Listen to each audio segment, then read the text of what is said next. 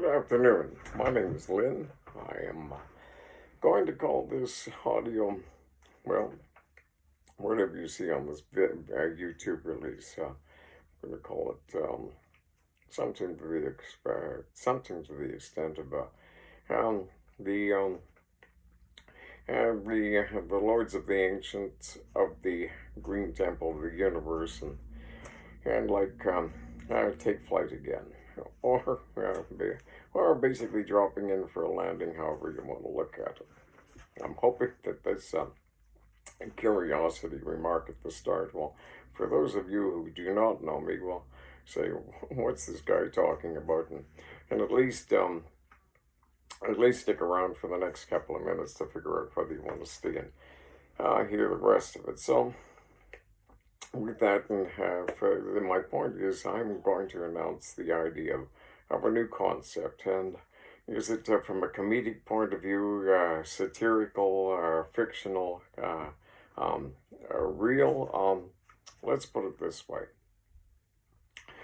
They say that laughter is the best medicine. Fair enough. Often, any time that there's chaos or disagreement or whatever, or anger, it's obviously a sign from a mental point of view of some level of dis-ease or some mental illness. Anytime there's conflict and unhappy in that. And I notice course of events over the last numerous years kind of got us more collectively more and more that way.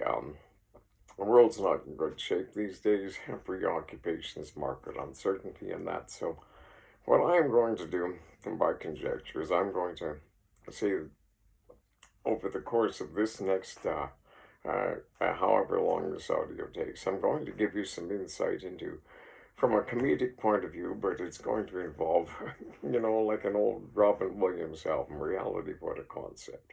Now, and the old philosophical, what is truth, what is life, what is God, what is, E is equal to MC squared, and people trying to figure out who to believe, how and what. The argument between science and spirituality. Does science invalidate the relevance of God or spiritual teachings, or the spiritual? Always the argument, always the thing. So, over the years, I'm going to give you some brief background on myself. I grew up in rural Saskatchewan in an agrarian, or say, a pastoral sense, or pastoral sense, but nonetheless, at that time in life, it was primarily in the settling of the land out in rural Saskatchewan, much before any real sophisticated technologies.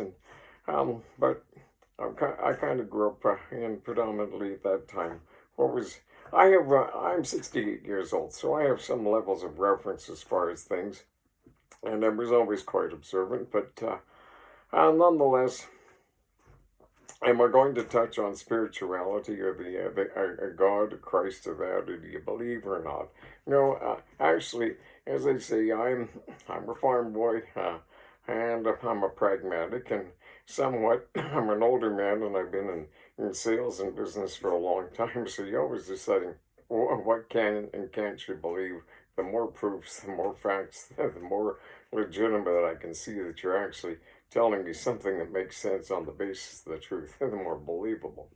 Not unlike down in, what is it, Missouri, the Show Me State. So, what I'm going to be doing through my discourse and announcing the return of the Lords of the Ancients and all those intriguing things, what's he talking about? Through this kind of story, or maybe it's just going off and you can judge truth, fact, one or the other.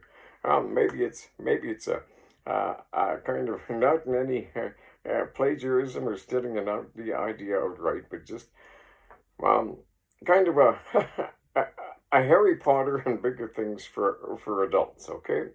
But again, on a scientific and a proof of the argument, or at least a conjecture thought that possibly there's some truth to this, and if nothing else, you're going to have a good laugh, maybe some insights. Might give you, because not everything is always the answer, ever that it is. But so I'm not going to pretend to be anything spiritual or godlike or heavenly or Christ-like. Draw your own conclusions, and as they say, as I was mentioning, the kind of the farm boy, pragmatic and things, and well, so you're going to be judging first of all, is this truth or whatever, or can we refer to, are we hearing something that really comes from the horse's mouth as a legitimate truth, or am I listening to the other end of the horse, or or am I listening to the other end of the horse and what he's seeing is basically from the back end of a bull, And at that point, evidences of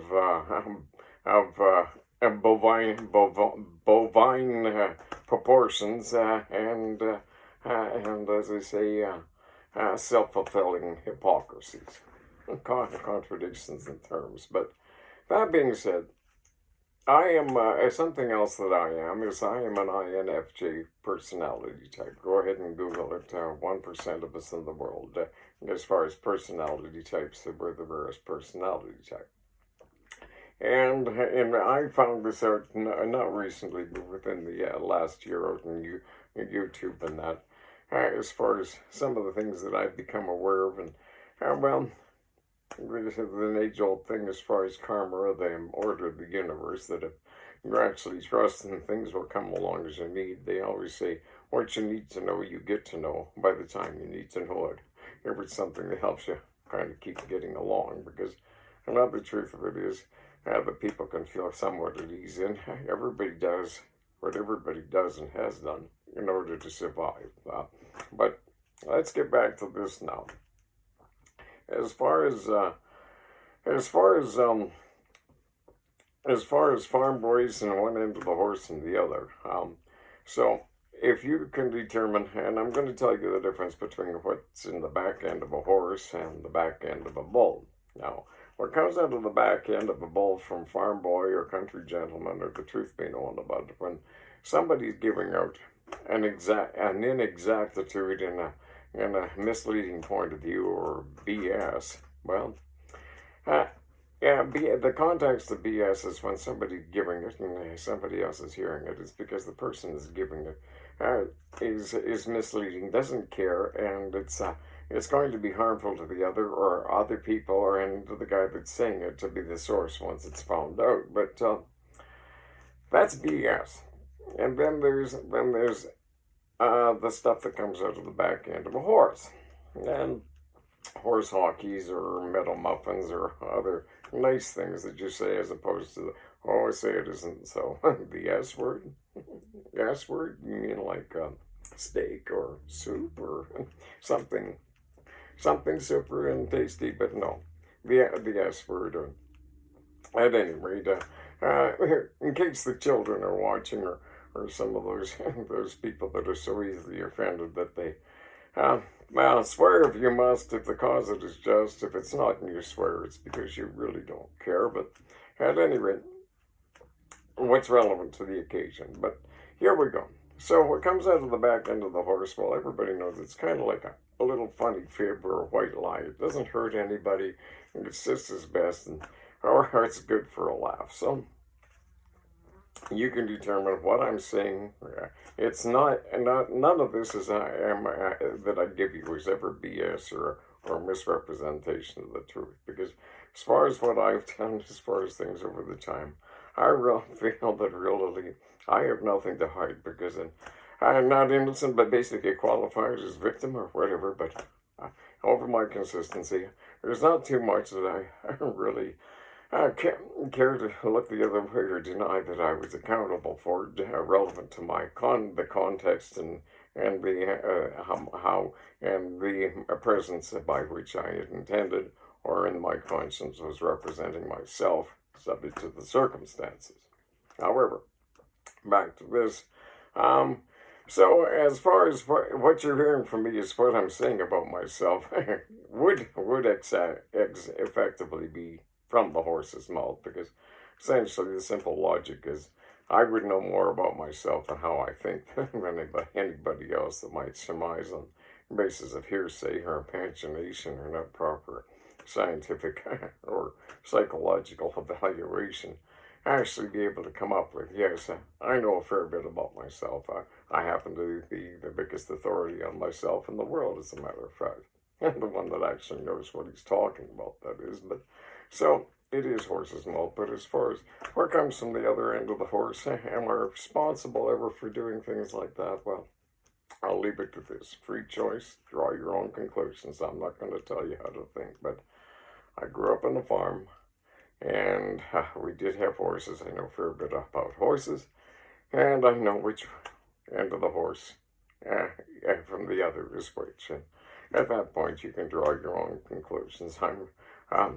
But on with the story. So I'm an INFJ personality, and we have a sixth sense. No, yeah, we are intuitive, psychologic. We see, feel patterns, have intuitive abilities that are invariably over time have been noticed in science and thing. Usually be reliable and correct. Other things that you go into on video on YouTube and that, they also say that they primarily, in terms of the empathy or the God perspective of that, are relatively yet somewhat that way too. So, but another thing about me, so am I just a regular kind of guy? Well, in some regards, because I like to sit around and socialize and just discuss and learn and things. But yeah, so as I say, 1% of the population is INFJ. As far as IQ testings and capabilities, well, essentially, I'm considered a complex intellectual and a visual mathematician. Only 2 of us in every 1,000 fit in that definition. So there's 1 in 500. So 500 times 100, so that's 50,000. And then as well as that, in most of my other stuff, as far as my conclusions and that, usually scoring about the top 1 to 2% percentile of the scoring range. On some of these other things, it gets in the 1%. So there's another 100, so we're at 50,000. So now we're at 5 million. And then, as well as that, from another thing, as far as the percentiles against that and the other things, again, you throw another 500 or 1,000. So essentially, I figured it out one time on the exact numbers, but it was what? One in every 500 billion or something. And a lot of people are saying, thank God. One is maybe more than enough, but essentially, yeah. But everybody's a one only copy. But what I'm going to get on to now is what I hope you will observe. As far as I say, from the political and everything, and it's from a humorist point of view, yes, in some regards, I take a kind of an objective kind of point of view of, well, the humorist, or, but realistic, but I took satire in university, the hidden message or something, or whatever, or talking and making references to things that should or shouldn't be mentioned, but, and as well as that, laughter is the best medicine, but not unlike a lot of people like comedy, Saturday Night Live, some good stuff up out of Canada and other places, and Benny Hill and Rick Mercer, and well, James Carville is closer. And another one, and please don't scare yourself or run away and hide, Machiavelli. Machiavelli was not a politician. Never had a political life at all. He was a raconteur, and he was a raconteur, and a raconteur, as we know, is a person that just makes observations and silly little witticisms about human behavior, and that's essentially, well, growing up in that, and farm folk, and my life, and the people I kick around with. Essentially, that's what I've been. So I make references to little things that other people have said are well known, academics or celebrities, because they're well known and kind of registers. Not to plagiarize, but basically credit given where credit is due, because sometimes now they say a picture paints 1,000 words, but I can tell the story of 1,000 words, but at the same time, a few short, brief truths about a person or a reference about a truth can basically tell the story of a man's whole lifetime, too. So, but here we go. about the night of the Knights of the Green Templar and the Lords of the Ancients. Um, Here we are, and why I'm going to say this, and I'm going to get back to the fact that people are kind of angry these days and the chaos and the stuff, and everybody looks at things as problems. Oh, we got a problem here, we got a problem there. This guy's fighting with this guy, and we all know that the easiest way to get something going, and it's been known by troublemakers for a long time, is all you're going to find is one person of note that has one statement, and you have somebody over there that disagrees with it, and you draw awareness to both sides, and you basically elevate, and you basically converse about it, and you build a whole big steam about a story or something, and not unlike the affairs of troublemaking or courage, and that's basically the affairs of the in media these days. There's not much as far as problem-solving resolution. Oh, sure, there's lots of commercials about all the drugs or whatever, or whatever the therapies you can take. But the truth of the matter is, if you don't look at things as a problem, you live in a relatively problem-free environment in your own headspace. And so basically, you don't look at things as problems, you look at them as situations. And at that point, situations can be resolved. Well, if you got conflict on two sides, if it's not a problem, how do you figure out what the conflict is to get to the root of the problem? All right, what's the problem? We can never get to the bottom of it, the problem, so it's unsolvable. As opposed to the, well, we got two people fighting. Well, what's the resolution to it? Basically, sit the people down and basically, as opposed to fighting over the unsolvable or why it ever started or who cares or whatever, how do you basically get them to sit down and find some synergy and benefit from each other and resolve the situation that isn't that really that big a problem? And basically, if it is that big a confrontation, well then, at that point, then if it's just going to keep going worse and worse, nobody's the winner. So drop the issue, go your separate way, or if it's solvable, that there's some synergy, some dynamic, and a win-win out of it. Shake hands and get on with something new and move off into the future instead of fighting over something that's been going on in the past. Not unlike, say, the Hatfields and McCoys, or all these religious things over the centuries, and you name it. So that's a good segue, I guess. It just kind of happened by chance, but we're going to talk about the Lords of the Ancients and some history. I'm a spiritualist. I've had some life experiences that will unfold as some of the people that have heard me in the background and other stuff. They'll say, okay, I'm going to take you back to some real histories. And yes, if you wonder, anything that I have here that you wish to get a hold of me on, and yes, in the description thing down below, there will be an email and there will be a phone number. I prefer a phone and a text because, well, essentially, and if you don't, but here we go.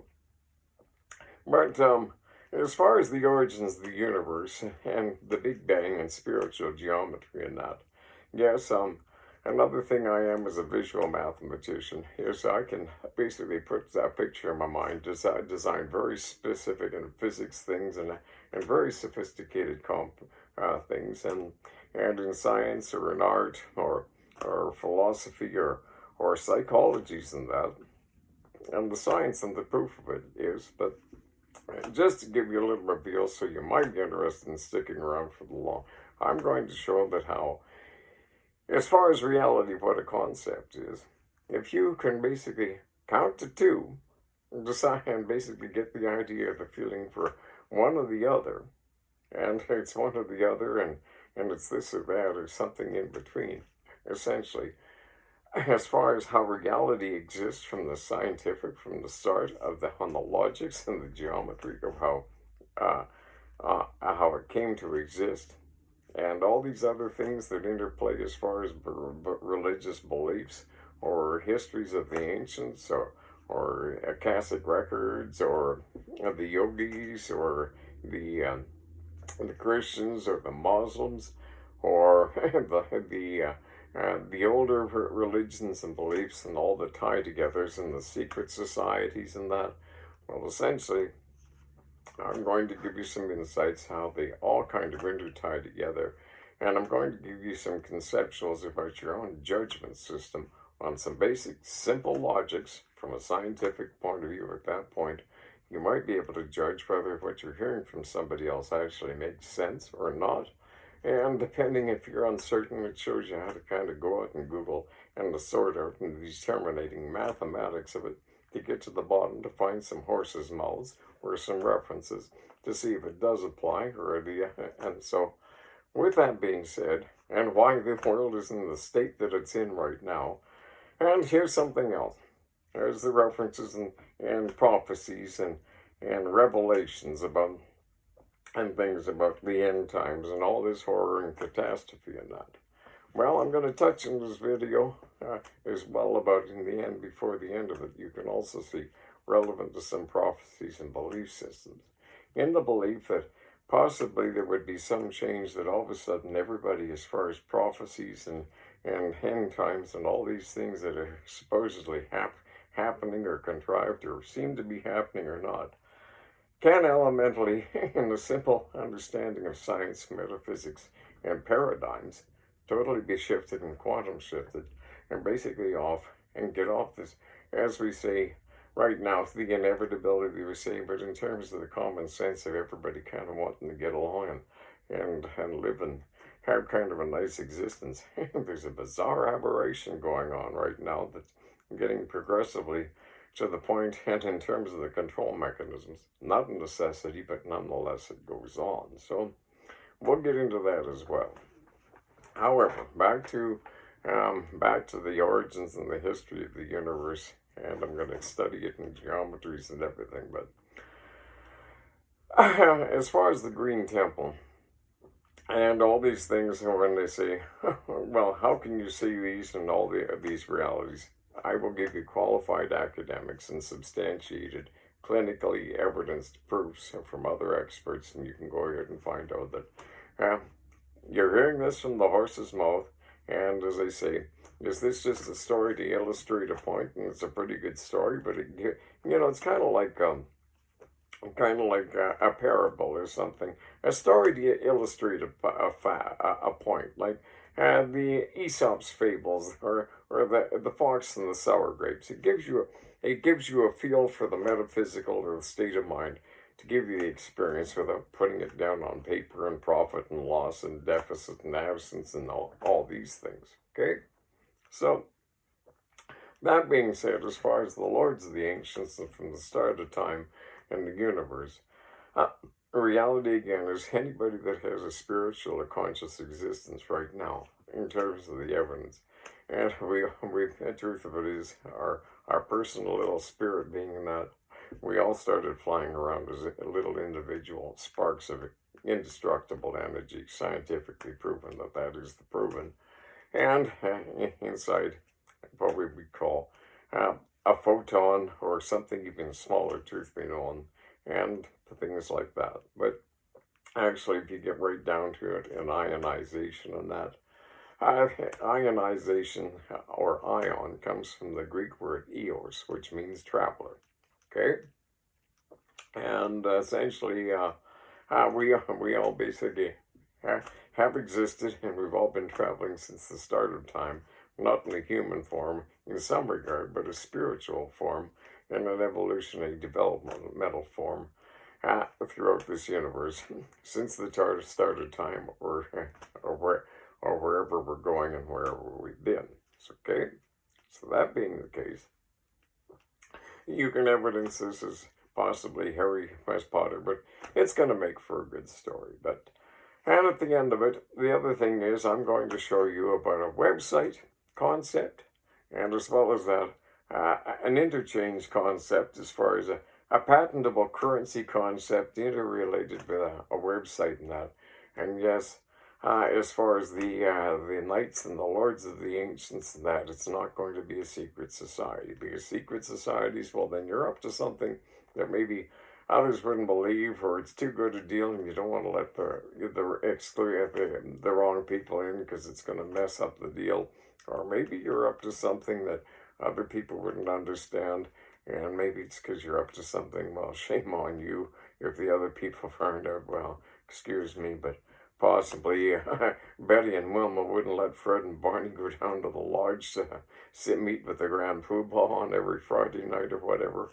Or, happy days, when Marion was saying, watching where Mr. C was going, I think I'm going down to the lodge and stuff. Well, at any rate, as I say, there's nothing secret about us because we're not up to anything really bad or anything. We just basically want to provide some common sense so everybody can kind of get along and hopefully some resolve or some peace or a new level of conversation or a diversion or a red herring or some other fish tail of some sort.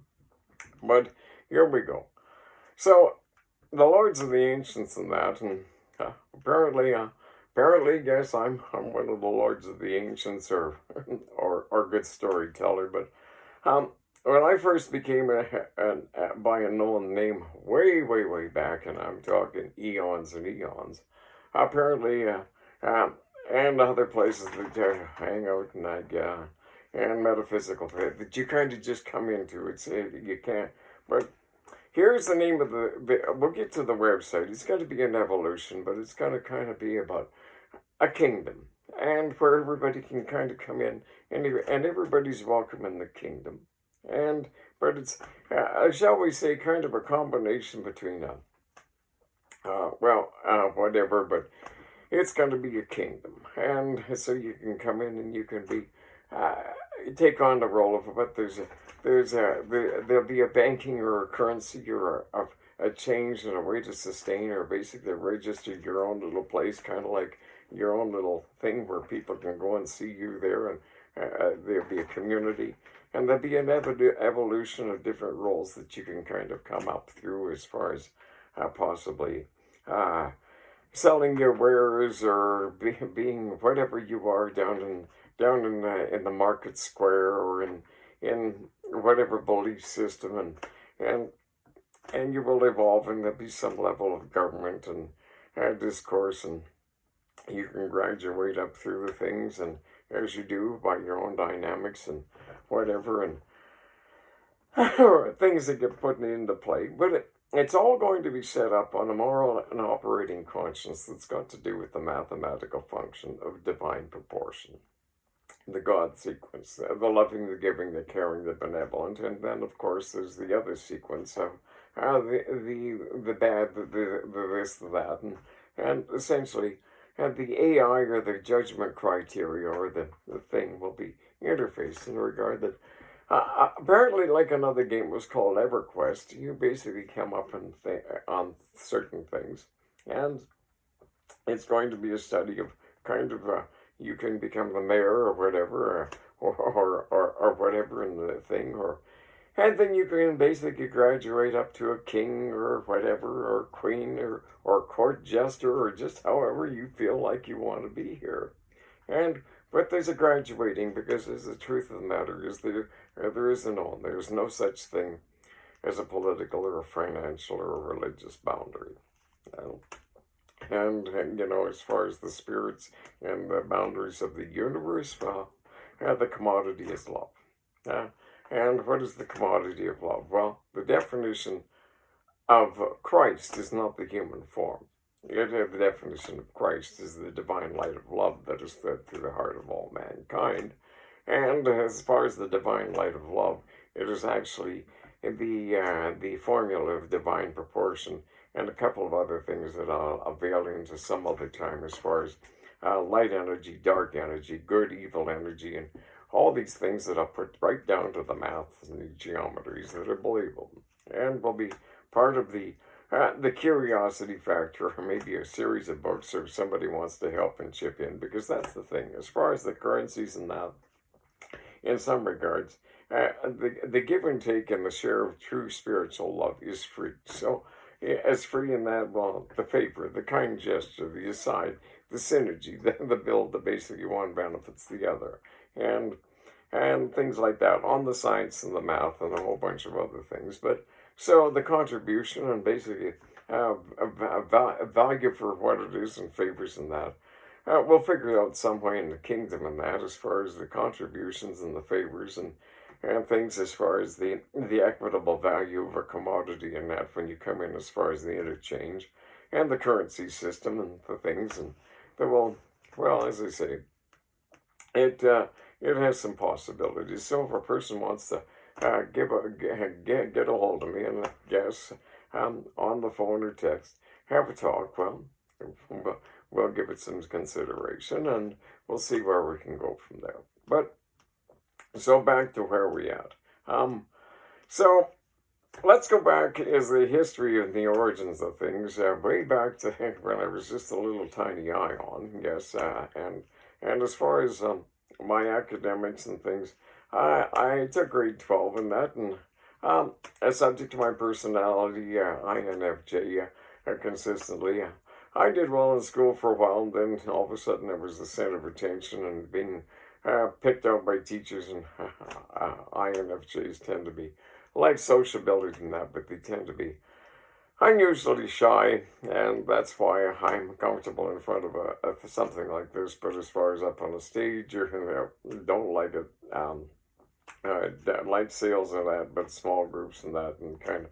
But here we go. So they were there for, but I kind of dumbed down. But I definitely got a hold of everything, and I'm also a polymath, so I'm interested about anything and everything as far as from an interest point of view and how it all interrelates, scientific or whatever. But I went to university for a while, and I took English and economics and psychology, and then I was into sales and that, and then we get down to the either or, and basically human psychology as far as human mentality, and that, the act, react, the give, the take, the cause and effect, the stimulus, the response, essentially psychological behavior and predictability and analytics and psychological logic is pretty much, again, an either or. If you can count to two, you can understand. I suppose that the idea about intuition and the Higgs boson and the God field and all these things that we heard in science and then in the Bible, well, science as we get to know essentially validates all these things like reincarnation and all these things, and people that are apparently hearing voices, and the doctors and psychiatrists are doping them and calling them crazy and this, that, and essentially the more we get to know through science, which kind of poo-pooed the validity and poo-pooed the strength of the importance of spirituality or the God thought or the Christ thought for many years. And unfortunately, the sway and decay of a society, since we've gone from kind of a peaceful, cool state of existence on this continent and in this world not so many years ago into this conflict thing, and well, it's just getting worse and worse, and all of a sudden the people that actually are trying to impart some things, well, the dynamic now is the majority of the laws are, they're making laws, oh, for God's sake, shut up, don't try and tell us how to do things, and we're going to just fight it out until we get to the solution, and the people that have the solution are trying to politely say the laws are being made so that us group, we have to sit down and shut up, or well, basically get taken to court for basically trying to tell somebody else how to run their lives when it's obvious they need it. But so it goes. But back to so we're not a secret society. It'll be an open thing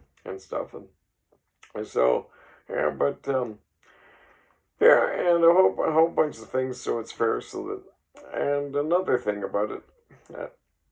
So we're going to get down to the idea of, I mentioned the Higgs boson of the God field and the understanding that the universe is infinite, and Christ is the divine light of love that is spread through the heart of all mankind, the divine proportion light wave, which is self-perpetuating, infinite, all different possibilities, all variables capable within the function, and things like that, and stuff, so that, and giving, and so, that being said, so if God's love is infinite and totally capable, and you look at it in the old belief system that it's always tolerant, loving, and accepting, no matter what you might be thinking or throwing or bonding with the God thing, and in a total infinite light is there, total capacity and total room for everything.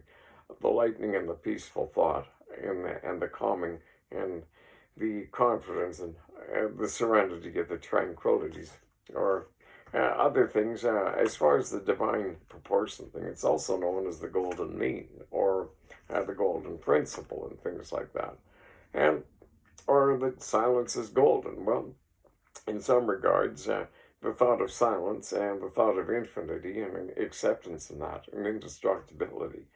Silence is one context that is indestructible in the thought that no matter how many times you cut it in half, it is still infinite and totally what it is, right down to the smallest dynamic, and it can't be destroyed no matter how many times you cut it in half. The only way you can destroy silence is actually make a noise, but if somebody else isn't hearing you, well, it's still there someplace else. But that being said, so as far as explanations about Father, Son, Holy Ghost, and right down to graphics and that, there it is. But as far as today, I'm just going to introduce in base 2 referentials about science and some things to show that maybe I might be worth listening to as I say, if people want to get together and talk about this website and some other things, I am, as a result of this COVID thing and some other things that I've been doing for the last 3 years and just circumstances, I had nothing to be ashamed of, not a cowboy song or a sad story, but essentially, I have for the last many years, I guess, I've been a traveler, and I took a trip without never leaving the farm, and it wasn't drug-induced or hallucinogenic, and it was real, but on Higgs bosons and research, and one thing leading to the other, did I find God, or basically I found a way that, as far as the acceptance of a certain thought wave, you can become very intuitive, and at peace of mind, and relatively, if you get a logic system and find out about, shall we say, reincarnations or spiritual awareness, all these things that I will account as far as this fascinating thing that I'm talking about, as that I might be. I'm just a messenger. I'm just a regular guy, and so can I confirm if I've been these people or part of these reincarnations? Or am I actually this, or am I just a person that for some reason has a psychic talent and fell upon a realistic scientific way that you can plausibly understand that I could have got in touch and had these experiences and awarenesses to tell you these truths or these geometric, scientifically provable concepts that say it's conceivable and reasonable. Why? What I'm hearing from me to you actually is food for thought, and not totally crazy, but at the same time, not any more crazy than some of the stuff we're hearing from the people that supposedly know what they're talking about. And, well, that's why I'm a little bit challenged right now, because there's some people out in the world right now, in very high places, that know that what I'm talking about as far as concepts, as far as environmental programs and the actual sciences and that, I do actually, in the background with some other people from the top to the bottom, have a multi-trillion-dollar beneficial thing as far as an environmental restructure program that will basically provide global warming. To come down. And I am actually identifying a lot of those experts out there with them and what they've been trying to pitch as far as the deal. As far as the real maths and sciences, as far as their ideas, as far as technologies and microwaves and satellites and the approaches to energy and that are upside down and basically totally defeat the cause of global warming, and it causes more CO2, and it doesn't make sense against survivabilities on the logistics of it. And as a result of in the background, I've got some very notable academics in the background and references from the past and the present that on the crunch of the numbers guess and the identifiables of what is causing global warming It is not hydrocarbons. It is, in fact, the CO2 going up is a reaction to the things that are causing global warming, which are an awful lot of the infrastructures that these people are coming up with these ideas to try and save by cutting out the things that don't. And, well, so right now they don't love me much, and I'm suffering the repercussions because at this point, I'm cutting into the market share and causing some credibility at the top, but at the meantime, where they're going with it and the affairs and problems in the Middle East, hopefully, when I give you these insights, hopefully it'll help kind of turn things around and maybe red herring and everybody kind of stop back and say, well, if nothing else, we should maybe stop and have a talk about this and see what this guy's saying. And if nothing else, well, it makes for a good story and maybe something to buy for the kids or something, another Harry Potter, but it's for adults too. But because so here we go. So as I say, 500. So let's put it this way: 500,000 years ago, and we're going to go back now about 500,000 years ago.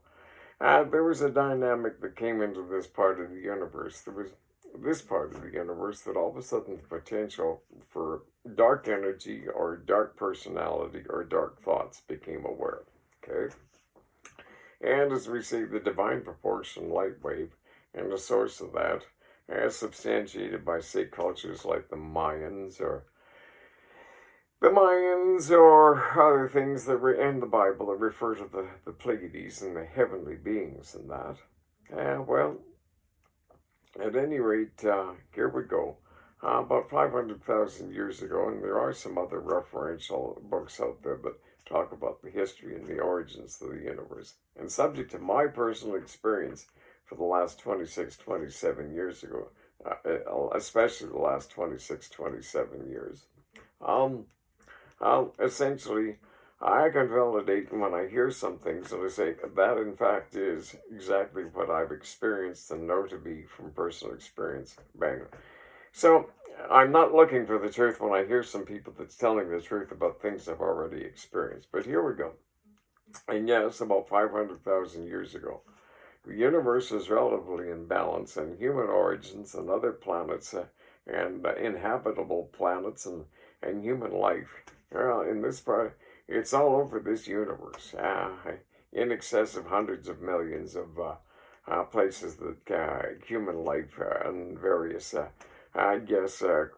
chromosomally human structure, life existence does in fact exist. And other life forms and a whole bunch of other things. But essentially, the origins and truth of a human being at birth, no matter where in the universe, only has a potential for good. Or the building of the divine proportion light wave, which is only, and the one personality. But as well as that, in this particular corner, because of that, all of a sudden the dynamic of the dual structure. For a reaction, there's an opposite reaction, up, down, whatever.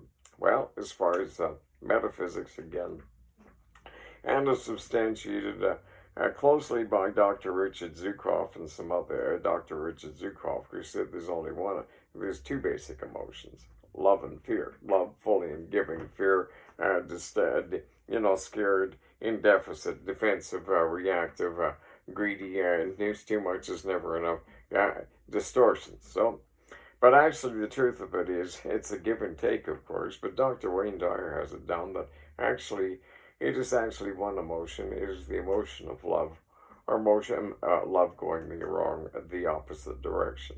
At that point, it comes down to physics. Love, the infinite love of God, which is Christ by definition. All of a sudden, if it's a giving, fulfilling light wave, it's going out and expanding. If it's going the other way, it's an inversion, and it's a reverse physics dynamic, which basically explains some basic existences of our universe from an ionic or practical point of view. And so creation, enlightened, fulfilling, and constant giving flow. And so at that point you have creation, but as well as that, you have destruction. Or another thing that you also have is the expansion dynamic of the Big Bang, where we're down from an infinitesimally small point, well, if you think of point, well, basically you think of point, but if it goes in a line, it would be a vector, okay, or a straight line or a curve. But actually, if it's a point, then basically it's infinite acceptance and nothing had to stop you at an infinite speed out. It would go out anywhere and everywhere all at once in and around global, global dynamic, all things, anything, and everything all at once, which at that point is universal in the global thought. But as well as that, within that, you have the other thing, as I say, if you look at it from a vector point of view, as far as the thing in the round, it's a hydraulic tube, because all of a sudden, if the push goes out, or basically, or if the pull from the other, the acceptance and the withdrawal of the fluid at the other end, all of a sudden it's going to create a vacuum or an absence, which means deficit, and the opposite charge of the opposite end that's got to follow behind as a potential, or at that point. So at that point, you have total acceptance, the endless end of the open-end hydraulic tube, and as well as that, the suction of the acceptance of pull of the actual piston, and the draw of the sun, you know, and the sun basically hitting faster into the light and total acceptance and gone, and then the Holy Ghost or the follow behind or the compensate that's always trying to catch up out of desperation, either to validate its cause or to pull it back or try and say their way is better, or to drag and basically stop the sun and compensate. Because basically the deficit always relies upon the other emotion in order to exist, and in order to exist it's always got to come back and always try to get back. So as I say, at that point you have the simple aspects of good and evil, and the devil, the con artist, the give and take, and all simple, again, a base two system, existence, creation, destruction. And with that, we'll go, so let's go on to some other things now. At 500,000 years ago, this other dynamic came in. And as well as that, as I say, about 26, 27 years ago, I unfortunately got bushwhacked, we're going to call, by a metaphysical state that basically nailed me. And, well, as I say, the origins, the basic geometries, now you can look at the basic sacred geometries out on YouTube, and the basic and actual geometries as far as the building structures of the universe. But the real basic geometry is the circular poof bang out in a global round state, all considerations anywhere, everywhere, all at once. And you have to look at that as a fluid dynamic, you know, a fluid dynamic, swirls, eddies, and as well as the hydraulic thing, the straight line and the vector and the absence. Which means at that point, when you consider that the other original origin is always going to be the single line, you know, the single vector, and as well as that, as far as evolutions and that, to focus on that. Well, as we always know, the basic point in that, and different attitudes as far as from an architectural point of view, and known strengths from the geometries and the structurals, no matter how small or large. There's the triangulation, because it's exact and it's capable within the round, but and can orient. But so there's your basics, and one thing leads to the other. One can't exist but the other. The triangulation is a good way to focus and always stay moving out as a handle godlight, or it can be a triangulating thing about how do we do this even better, or how can we depart or deviate or detach or detract, and but that's again with the triangulation. And these all play into have other plays as far as tendencies, as far as personality traits, problem solving, characters, tendencies, analytics about relevances or potentials of a human being on a personality type or behavioral type or type of religion, and why one conflicts with the other, why they can never get along, or why they're dealing with a problem by basically dealing with something in the past when they realize, you know, oh, well, let's quit fighting about it. That'll never be resolved. And as well as that, when we get down to these things about people looking at prophecy, the revelations, the times, the realities nowadays, here's a simple understanding on the geometrics and truth of it is that those inevitabilities about prophecy don't have to be fulfilled. Some of the capitalists and the string pullers in the background that are actually profiting and contriving and actually facilitating and building technologies to basically have their way with that and be participant, unknowing or knowingly, and the dynamic that they're stuck in.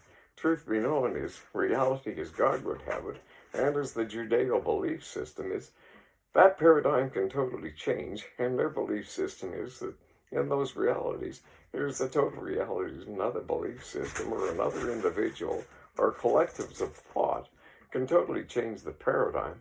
The solution is there, and we all live happily ever after, and the destruction of the planet and all these other things basically don't have to happen, and it is not in contradiction with time or E is equal to MC squares or planar theory and all the integrations that actually, when you know the basics and structures of the geometry of the universe and the thought dynamics, it all applies and can be some other reality. And as Robin Williams' reality, what a concept. But we'll get back to university now. When I was in university, there was a young guy from my hometown, whose name, oh, it doesn't matter right now, but he was going to get a degree in logic, he thought.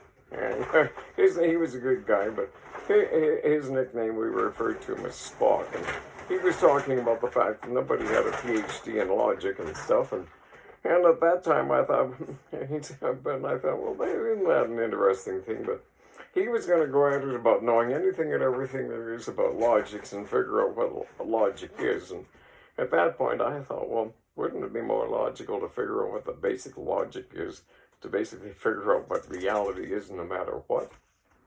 But part of the folklore of this is, as I say, way back when I had come through as one of the lords of the ancients and that, and yes, acquiring some talents that after I get knocked back way back to the origins by that triangulated energy that's kind of related with a pyramidic shape over in the Middle East, and a lot of the things that I've studied in Tesla and metaphysics and biblicals and secret societies and that. But here's the thing.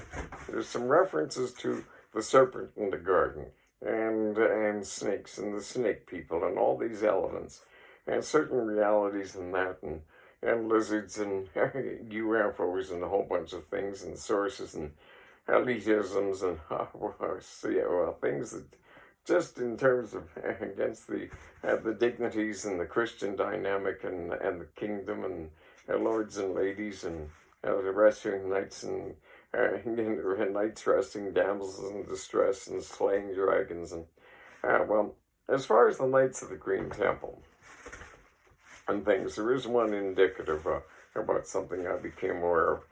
Go to Chaucer and read Sir Gawain and the Green Knight. The Green Knight, the green means magic, or actually in bearings as far as the color green and all things relevant. The most dynamic and clever color of the thing, but again, the Green Knight. The story of the Green Knight was about Sir Gawain, who fought valiantly against the Green Knight, who was overpowering, and there was no, but his fight was valiant, it was just, and it was to the end.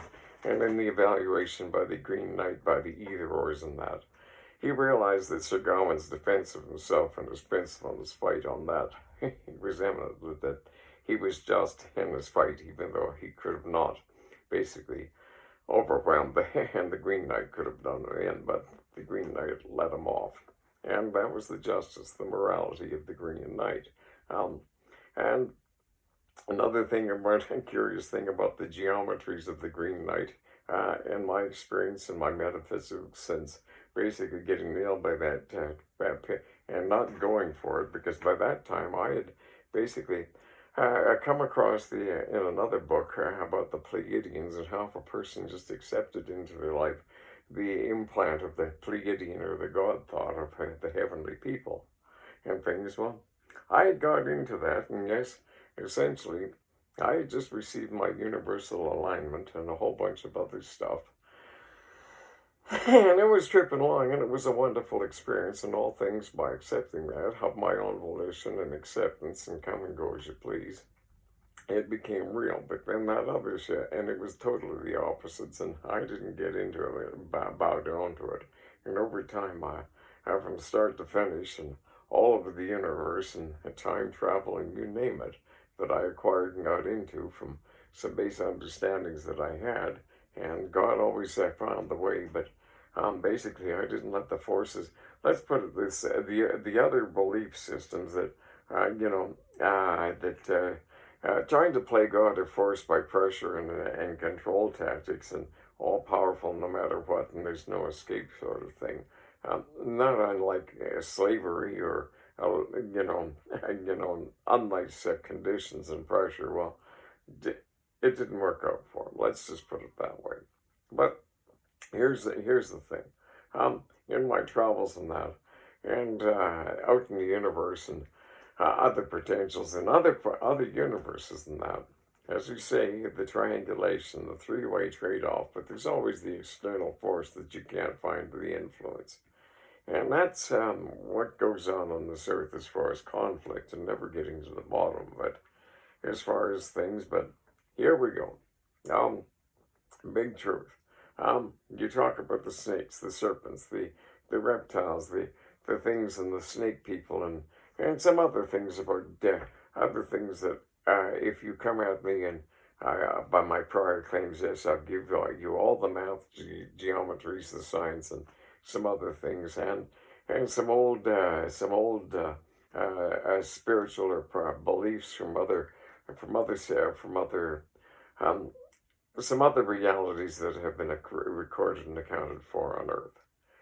But as far as the snakes and the snake people and the pyramid, named at Orion's belt, and out there, and yes, an origin, and through the Higgs boson and the light wave and the God body, which I am tied into, and yes, legitimately do have a feel for that, and essentially sorted them out pretty good. But the influence of the snake people and the serpent thing and an unhuman thing that influences, and nobody's deliberate real victim, but essentially the Sphinx was there a long time before the pyramid, and it had a lion's head on it at the time. And as far as my human origins, way, way, way back from far, far, far away, is from the planet of the Golden Lions. My birth sign is also a Leo. But that being said, out there, and then again, Star Wars and Darth Vader's and Jabba the Hutt and the lizard thing, and the evolvement of snakes and scales and that.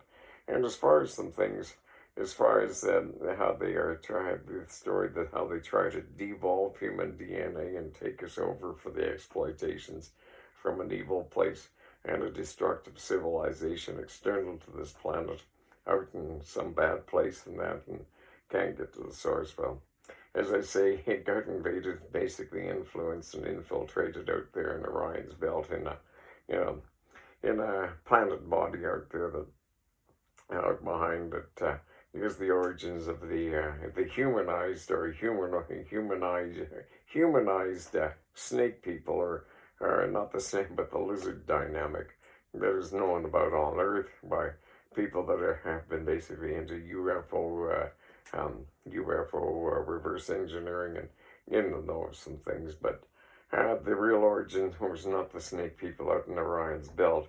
They were victimized by something about 400 trillion light years away in another universe by literally, yes, kind of a Jabba the Hutt, a big bad lizard, psychic Higgs boson influence, and hard to deal with, but at any rate, as I say, that kind of got sorted out. Part of the story and things, if you get into it, well, essentially, Jabba the Hutt kind of got demised not too long ago. Things are kind of getting real and sorted out as far as restoring the soul and getting a genetic correction as opposed to a mutation and a further down thing out in Orion's belt with the snake people. and down here on Earth as far as some other things and reptilians and talking about DNA modification and chip implants in the heads. I'm sorry, that's old technology. You're going the wrong way. It's very dangerous. And basically, it's not to basically devolve DNA because the truth of the matter is the evolution of human DNA. We have been devolved by these degeneratives and these dark energy wave systems out of external influence down through the pyramids, and it is not. And all these religious issues through secret societies and all those interties essentially is not the fault, or basically the source of the origin or the real human potential of the humans. Unfortunately, has been external to the planet through an evil dark energy, and it was sourced out of the pyramid, which basically had nothing to do with anything more than the start of all our religious strifes on Earth and the rivalries and the chaos or the thesis and the antithesis. So you get two sides together and there's always the fight and the energy exchange. And that is the truth of it. So, like I say, down to single geometry and that, as far as attractions and this and that, and low vibrations up to high, faster vibrations, and then into the light, and all these potentials that are out there, from a scientific, mathematic, basics, physics, geometry, and the simple understanding, if you can understand the basics of magnetics or electricity and fluid dynamics and hydraulic pressures and triangulation and the sophistications from them, and the understanding that as soon as you have energy flow from an ionic point of view, no matter how small, immediately it creates flux and the balance in that. So as far as the proportions of light and dark energy and some other characteristics of the universe, essentially, dark energy is nothing more than the presence of a flux dynamic and the opposing energy system as opposed to light and things, and the slowdown of light, which acquires mass, and all those physics provables that. And as far as the 360-degree dynamic of exact calculation for pi I did years ago, and the 294, well, that's the light, that's the God wave, and the 294 is the dark energy wave or the inverted wave, and all the proportionals, and a whole bunch of stuff that, as far as you do a proper application of visual or an intuitive point of view, people can basically have a situation of self-discovery, and at that point a dynamic on some other common senses as far as a basic of how to do, because reality, no matter what it is one extreme or the other, or some varying level in between, and the interbalance of all the other factors as they line up as one extreme of the other, and the inter.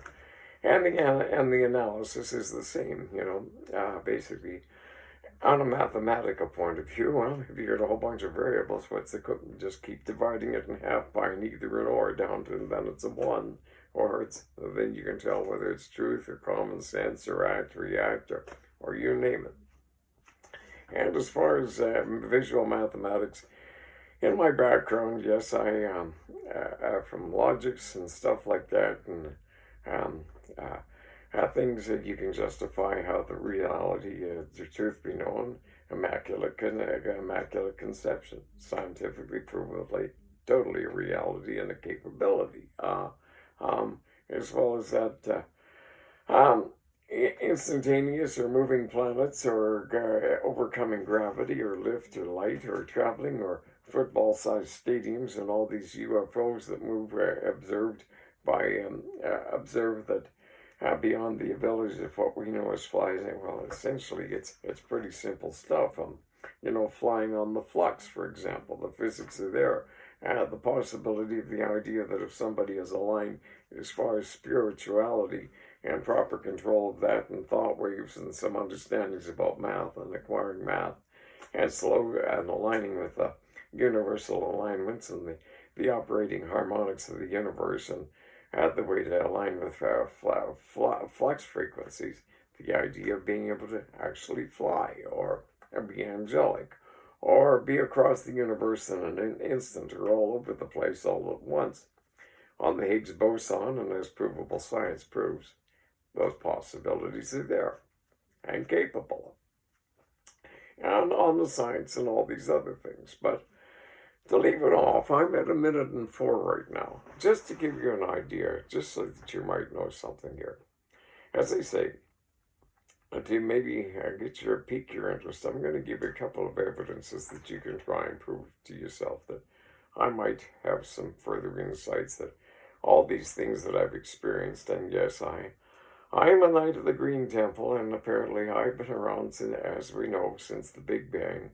And as far as the visuals, as far as the origins of spirituality, or coming from nothing, or going to hell, or coming back, and the realities of end runs and eternal lives in hell or in heaven, and how to think, and the legitimacies based on science and provable, accountable physics and norms, intertwined with how spiritual or psychic or awareness reality comes, are provable and conjecturable that are worth consideration from a scientific and a logical and an interdynamic spiritual point of view. Period. So, that being the case, for those that don't believe in God, fine, we'll just believe in infinite acceptance. But, as what is it, the origins of the Judeo faith, the Kabbalah, or whatever, the simple understanding and the self-assurance that if a person is in that belief of that faith is a simple thing. Of the cool and kind of nice thing about it is that God loves you unconditionally, no matter what. Total acceptance. And in that's kind of a nice, assuring thing. But if you don't believe in God loving, just believe in infinite space and acceptance. If you just basically want to move out and throw yourself out into it, and always room, and it'll always be there. Kind of a lightening, dissipating, reducing of pressure, and as I say, a peaceful, serene, relaxing state. And from a fluid point of view, from a metaphysical point of view, from a spiritual point of view, from a scientific, logical point of view. Fair enough. And as they say, what are the things that make turn a person on that basically wants to move out in an acceptance of that? Well, it's different things for different people.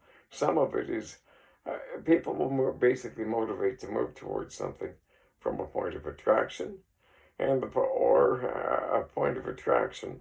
Well, that's a point of attraction for two reasons. Because the attraction is something that the closer it feels good, better, and makes your good feeling feel even better. Or you're feeling indefinite, but you're absent or bored or whatever in a negative state.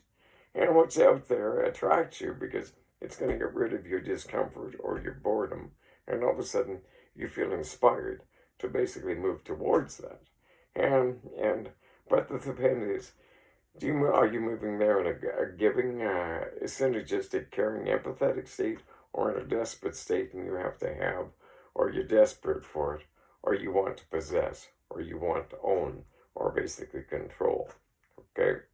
Well, as I say, in the Green Temple as far as things, and there is the lords and the knights of the temple, and there are the ladies of the Temple of the Green and things. But there is no possessions as far as human or human concern. A man does not possess another human being in any controlled dynamic, and not a woman. A woman does not possess a man. And basically, there is no ownership. There's only respect. It's come and go on basis of the common logics of somebody who wants somebody to hang around, kind of simple thing. Be nice to them. If you're not being nice to them, or they don't want to hang around with you, and you don't know why, well, find out. And the simple thing is, what's the problem? What's the situation? Why? And compensate. Or then on the other side of it, from and taking advantage of each other. The thing about because you see, love is spiritual. Love has nothing to do with the physical. Love has nothing to do with lust or the pleasures of the flesh. True spiritual love. It's given and taken freely, and it's always abundant. The physicalities between that kind of spiritual bond between human beings, it's just the bonus and the demonstration. but it is not the reason or the thing. But again, justifying some of the Christian mating dynamics and understandings of those morals and that. I'll get into some other things, but basically, there is. It is not a slave dynamic. It is not. It is not. But it is a synergy thing. And as I say, all these things about this website and that is basically designed as far as the successes on the basis and the principles of divine proportion and those maths and physics that say that it's always growing and abundant, rewarding, and but as I say, these physics, these maths, these understandings, and that over time, a person, if they want to basically get back to me and contribute, because, well, right now, there's certain people out there, guys, the big oligarchs, yes, and we've been going at it kind of on Higgs boson and on iPhones and things, and well, shame on them, but at the same time, they found out that shame on them that they basically took the competition or a better idea than theirs, and as opposed to trying to synergies and basically come in and align and work in fair and synergistics, they tried to basically kind of steal some things and wipe some things out and deny that I had. As I say, apparently I don't know what I'm talking about. At least that's what they want the others to believe, but actually I do, and that's the problem. And I'm just going to show these things right now. But however, so as I say, it's a show that I know what I'm doing about. I won't mention it, but there's a certain new thing out as far as a cryptocurrency debit card banking thing tied in with stuff out in the thing. It's for transactions. That's a subtle cube of what you look for as far as a transact type of debit card idea and things. Well, truthfully, that as far as the copyright and things, well, that was my idea. And just about feature for feature, and there's some people out there that know that, and that's why, oh, shame on them, and it's, well, they started to basically go on doing some unnice things and things I don't agree with, but if they would have stuck with me in the whole dynamic, it could have been wonderful, but they end up losing, shame on them. And the other thing, as far as those geometric functions and exact calculations of pi in the two number sets, well, again, yes, that was provably stolen from me back in 2007. And as far as some big quantum physics tests and things and billions and as I say, these AI intelligence computers and some functions like type in a few words and basically hit the mouse and all of a sudden there's a picture, or here's this and there's an essay and a whole bunch of other things. Well, the truth of the matter is, those functions, they would not have been capable without the insights and the fact that I basically came up with an exact, to the end, last decimal point, an exact calculation for the function pi. Okay? Totally inside the arc and the whole thing. And the other way by geometric function, it's ongoing and self-perpetuating, but it's a repeat of a function. It's always the same. So, well, here's the thing. And it's simple. If you are in a situation where you have a mathematical function that always keeps going and is endless, but it never gives you an exact answer, and you need a function that needs an exact and an absolute to get that function, and you don't have it, and there's a whole bunch of things you can't do at that point, you basically got a conclusion that it can't be done, and that's a problem. Well, one night back in 2007, I was doing some designing and some stuff and figuring out some calculations, and just for fun.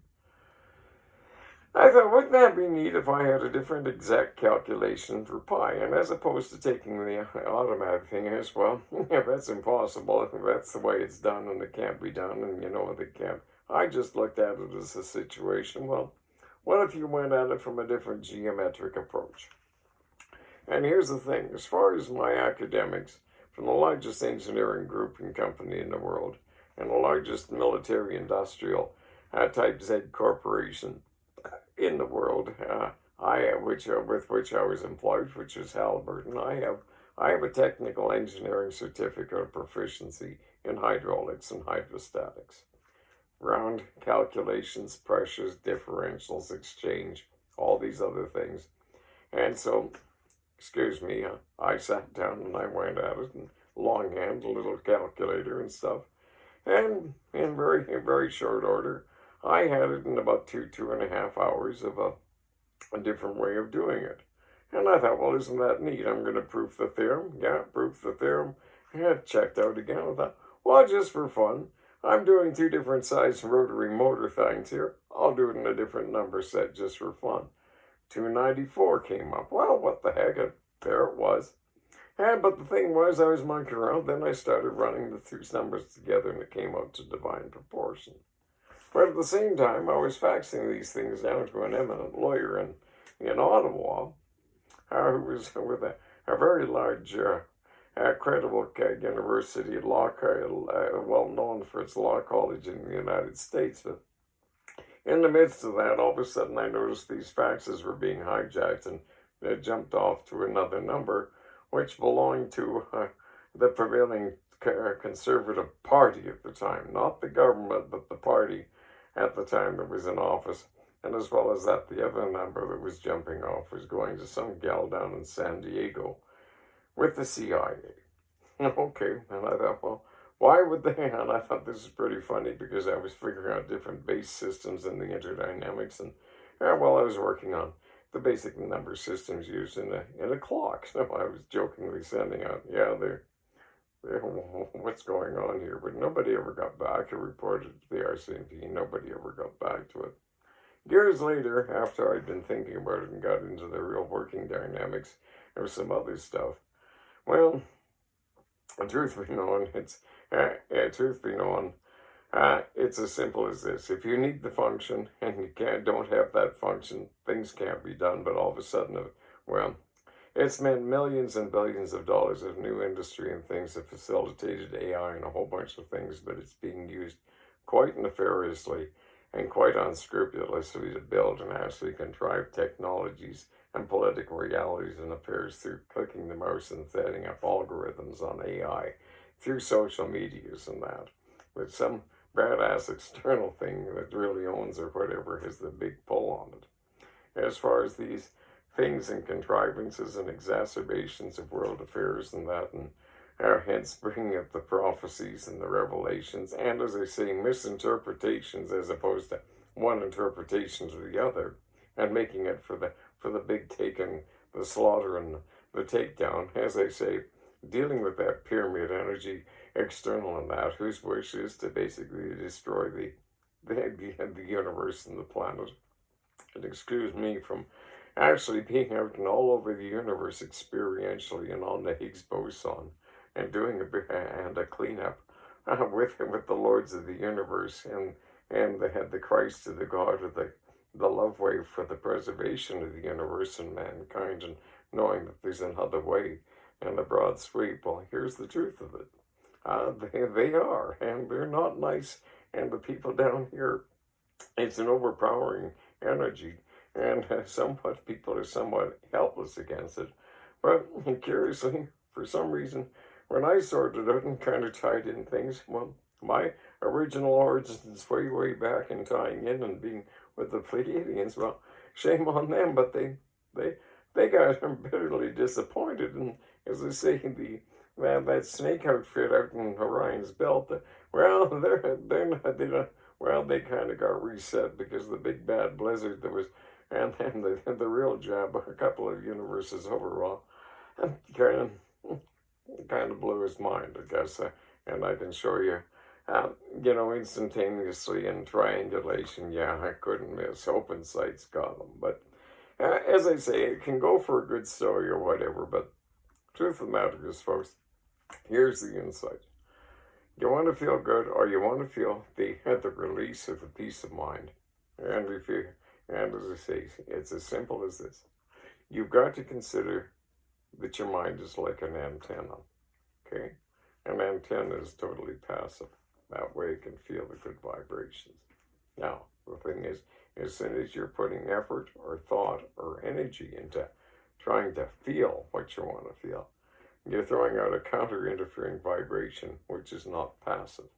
So, as I say, If you're passive, but you're only open-minded to an accepting lightning, totally accepting, releasing, you know, releasing, giving, you know, into a thing, and and as they say, as long as it feels good and confident and fulfilling, well then, that's the direction of the field that you want.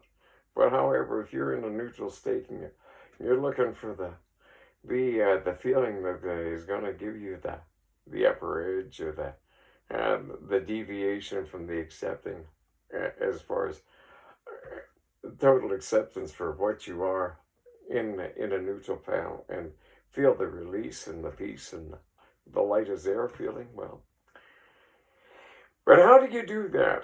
How do you do that? Put your mind in neutral, be accepting and relaxed, and as that, well, you combine the thought of the acceptance and the love, or the love and the God love, the total acceptance of the idea of being totally accepted in a totally non-judgmental release, totally for everything's fine kind of state, which is kind of a beautiful thought. Now, a lot of people figure, what's beautiful? Well, again, we're not talking about anything. We're not talking about anything lustful or anything, but it's got to be spiritual. So, as I say, how I first did it, when my mind was just like coal. And this was many years ago, and I read a book, and as I say, credit given where credit is due. It was written by James Redfield, called The Celestine Prophecy, a parable, a story to illustrate a point. But I highly recommend it. But the thing was, at the point, and I hadn't for years, and all of a sudden when it happened, it was just like a flood. And immediately, oh gosh, does this feel good? And immediately I exerted because I wanted to grab onto it and just grab as much as I could. And at that point, it was just like a little micro switch. It was shut off. And at that point, you had to get back. But that's the thing. If you haven't felt peace of mind for years, well, when you first feel it, and you've got to concentrate and go back into this all the time, because if there's a slight noise or this, or depending your setup, or you haven't practiced the frame of mind, you lose it. So every time you have it, concentrate on relaxing, accepting it, and a simple thing. And it becomes stronger and stronger. And at that point, no matter what you get into, or what stress, or what chaos is going on, you're always in a peaceful state of mind. Not that you're indifferent or peaceful, but essentially, you're peaceful, but you can feel the intuitives and the real feeling in your head as an antenna of what's going on around you, whether it's a kind of a scalding evil, where, the intuition, like, people have a certain feel about this. That's your intuition. That's the element of your antenna going off. But if you don't have peace of mind from a neutral, balanced point of view to judge logistically and really, and knowing how to figure out what should I think of this or these other variables, because the truth of the matter is reality. Well, when I first came on this base 2 idea, and then I just decided, well, I'll bite. And the other thing is I threw in the 7 deadly sins that you avoid, and the divine moral code, period. The simple, okay, God is acceptance. Christ is the divine light of love, the divine light wave. It's an either-or system. It's in a love state. You're moving ahead in a giving dynamic and a state of peace of mind, fine. Right as well as that. Not in a religious thing, because you see, love or God or Christ, well, no. Those are physics. That's exact definitions. And those are realities. And Christ and love is an emotion. Christ is not a religion. Love is not a religion.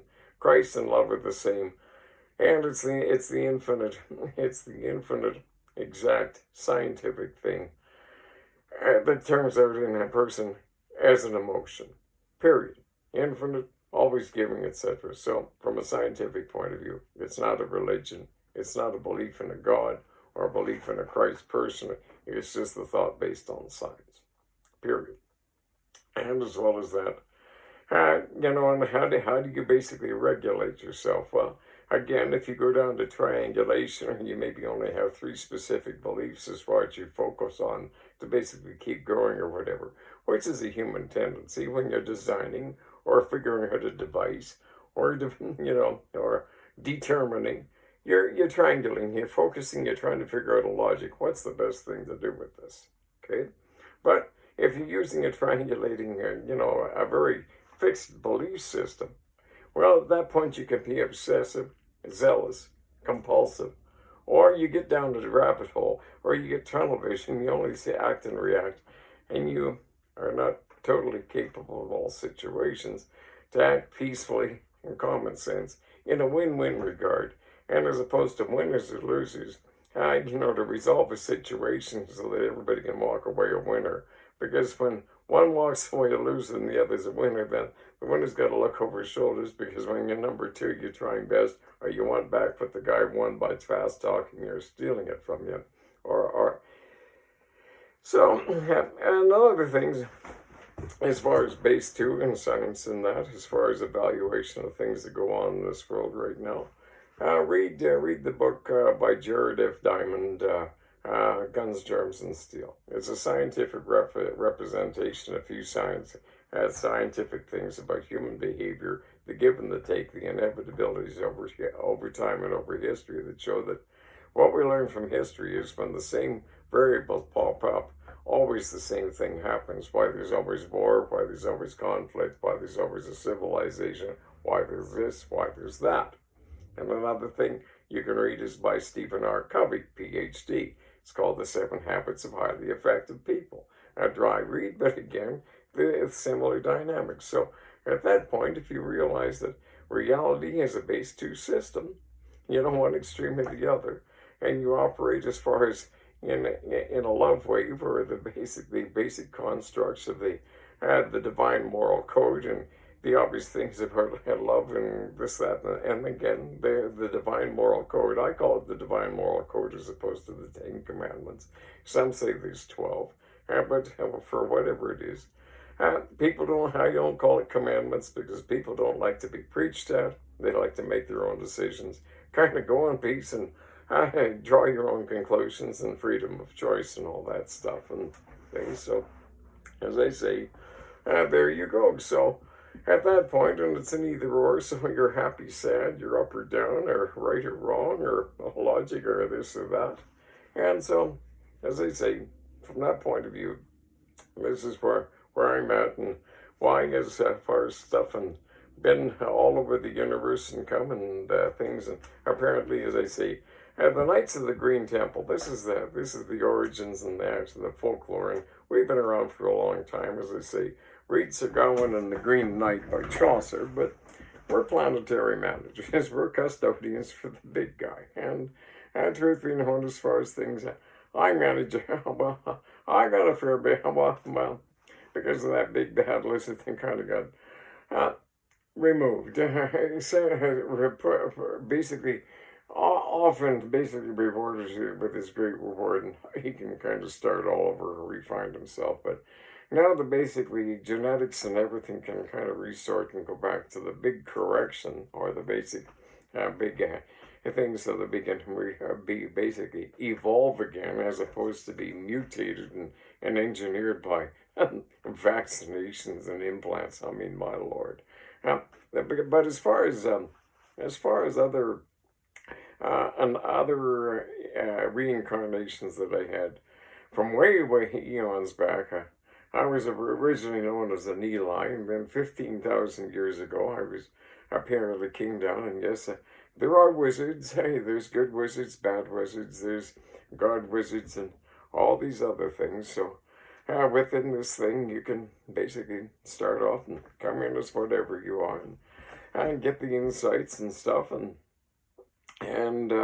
nothing to hide. It's just math and science, and then you can go on to basically develop and go up through the scales and be whatever. If you basically in the kingdom become a king, or anyway, and any time when a man and a woman is married, and in the beliefs of the Bible that marriage is man and woman and stuff like that. Well, everybody's kind of king in his own castle, and the wife is the queen, and there's certain understandings between gentlemen and ladies, and back in the days of Camelot. But apparently, truth be known, I was a wizard about 15,000 years ago, and I had to go around back then and stuff, and yes, I had a castle, and apparently another earth wizard that I know that we basically could travel through the Akashic records and that. I basically, in my castle, there was living tapestries and some old technologies that can still work today and stuff,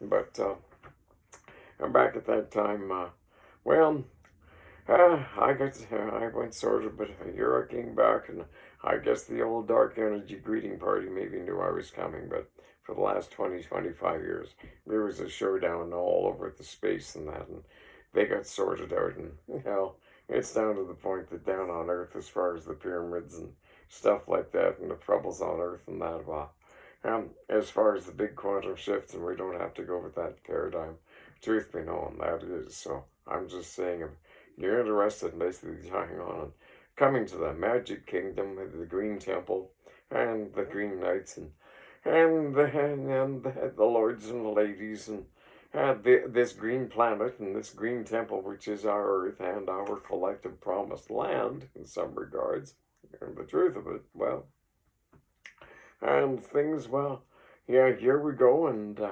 so I'm a planetary manager, and I'm not here to basically collect the rent or whatever, or basically get some, but basically, as far as the reorder as it is, well, King Charles is the defender of the faith and all those things in the order of heaven, and well, I'm just here to help out, and he's in charge and stuff, and as far as those a couple of inventions and things that basically that I have copyright that literally I got taken for billions, and the sort around is basically they kind of ripped off the royal treasury when they did that. Truth be known, for some prior agreements, but well, shame on them. But they just missed out because I got something bigger and better, and they're just not going to basically get in on it unless they basically pay the charge,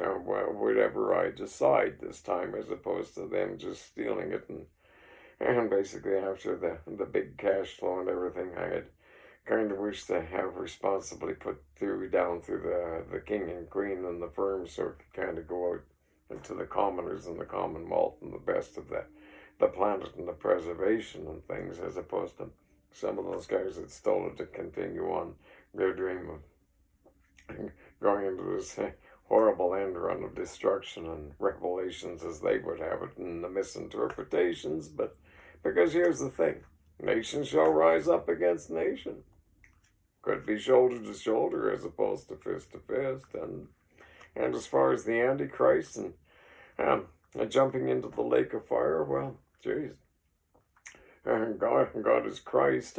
Christ is in the sun, and the sun and fusion and that, and the origins of hydrogen and some other things, and excuse me, but lake of fire and spirituality in Christ and baptism and getting the release from the evil and that, and baptism and stuff that basically assures your trip to heaven if you basically still believe and do your best, because let's face it, if God in Christ and God wasn't forgiving, shame on me, we are sinners, and sinners all are we, and so essentially probably we all would have been struck dead within first 15, 20 minutes of possibly reaching the point in life that you kind of got interested in the opposite sex, and perhaps rather desirous and possessive, and gotta have, not on the basis of true love, but well, at any rate, don't go and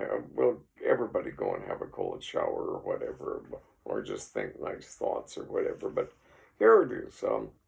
So as far as a lot of character development I've done over the years when I've been out selling and working in sales and public relations and stuff, truth of the matter is, what you've got, I've got a whole bunch of silly characters in that for the Lord Isaac Newton Wordsmith, and Reverend Rambo, and Reverend Billy Graham Cracker, Jack of all trades, and the Reverend C.D. Woodstock, and Woodstock, August 15th, first day of the largest peace festival in the history of the world, and a whole bunch of other things, a whole bunch of other symbolisms that I just have fun with, that I don't demonstrate or pertain to be any part any more than justified, that I try my best to live as a Christian.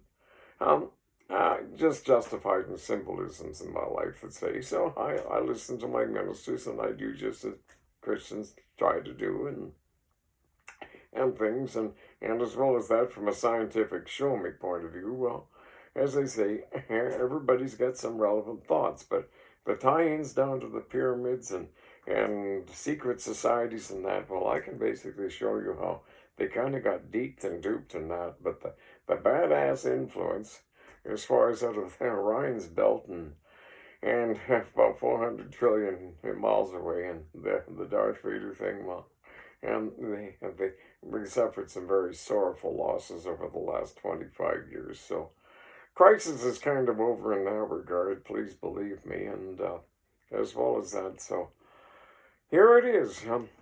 Again, I digress, but back to the idea of putting two thoughts together. Just think of something in the accepting love state, of loving the idea of feeling that acceptance of nothing but light and fair, which is apparently the love of God or whatever.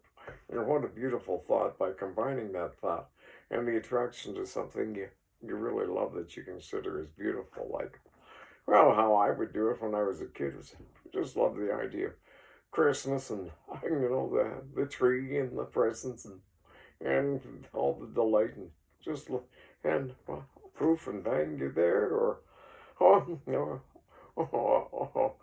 the love of that 50, oh my gosh, the love of that 55 T-bird, or going out for a cruise, and in a nice accepting point, and totally accepting the fact that, well, you're really, really good, maybe.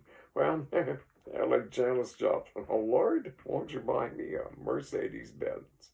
Preferably a Gullwing, but oh well, as long as it's oh well, maybe I'll get an old beater and an old diesel, because, well, if we can't burn hydrocarbons anymore, I'll just go out and grind up some old oil seeds or something, or find some old compost and grind the oil out of it and tweak her up and filter it, and it'll still get me to church on time. But as I say, laughter is the best medicine. So in the amusements, there's that, and I've given you enough there as far as geometries and that essentially, as far as the sophistications about those two number sets and AI and a whole bunch of things and the misuses and the shame on thems, and you're wondering why, when I guess I've sold numbers in sales and public relations and marketing on simple logistics and ethical, giving, caring, sensible, acceptable thoughts. And that many people over the years thought that, well, there's a guy that, well, he sells and he does this and what. He must be a real fast talker, a real con artist, or a real BS or something. No, it was just years ago. And the logic of that is, why don't you just basically work on truth that is based on fact? That's the best way to basically get along, because truth, you never have to worry about remembering. It's always there. Lies always have to be covered up. Lies can't always be remembered. Causes more trouble. Karma, truth to that. So essentially over the years, that guy's selling, oh my, he must be a real, so the hearsay of others, but truth of the matter is, no, truth based on facts. So, and as a university, the truth of the science of it is, whether it's natural sciences, philosophics of that, you're trying to, what is truth, what is art, what is life, and the science of thought, and trying to evaluate. But the truth of it is scientifically down to the fact that science is, love is a mathematical equation.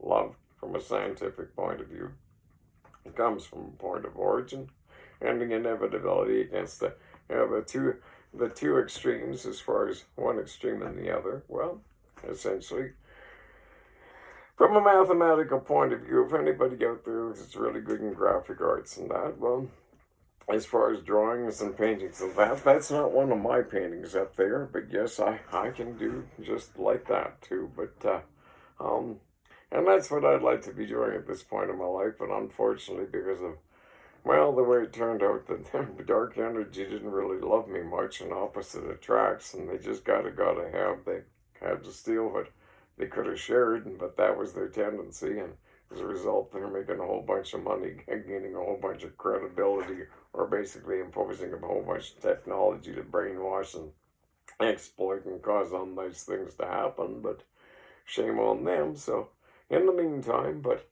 another thing, I guess I am a heterosexual, and yes, I have my faults, and I am single, but as I say, in the eminence of the other thing in a Christian belief as far as sanctity for dignity of a person's soul and the Ten Commandments and that, well, in that belief, yes, I am celibate, I'm heterosexual, and essentially as far as mating rituals and that, well, as I say to you ladies out there, oh, you gotta be careful, I'm a fairly dangerous man, because I tend to be honest, and I'd rather be honest and offend people by being honest as opposed to misleading them by not being truthful. But essentially, truthfully, I like to be complimentary and say nice things to ladies or people because it just makes more sense than being otherwise. But saying unnice things because, well, then the obvious reaction. But as well as that, as far as sanctity of soul, the thing is, well, as I say, ladies, if one might be keeping company, and I am a fairly dangerous man, and the way to a man's heart is through his stomach, and so I do have a preference for oatmeal cookies and things like that, and I keep an open mind, but essentially I don't need a Delilah in my life. She doesn't need to cut my hair unless it's a little bit off the back, but the truth of the matter is the best way to have the upper hand of the control mechanism on a man as opposed to the Delilah complex of trying to find out his weak points so they have something on him is just the obvious. Be tolerant and be reasonable. On those occasions that a man might be right or has a point of view or is kind of like Fred Flintstone kind of comes home and he's not in a good mood. Well, here, have a cactus cooler with my Fred, and I'll go out and start the barbecue. And well, just kind of tolerating things like that. And at the same time, if he's being a little grumpy, well, be honest back. But at the same time, if the true spiritual love is there on a spiritual dynamic beforehand, you don't need to have to worry about the insecurity. And at that point, you don't have to always be playing leverage because if it's an honest give and take and a fair thing where one isn't taking advantage of the other or trying to always have one-upmanship, then those things never happen. But so, as I say, I'm an old-fashioned way. So, and not that I didn't learn my lesson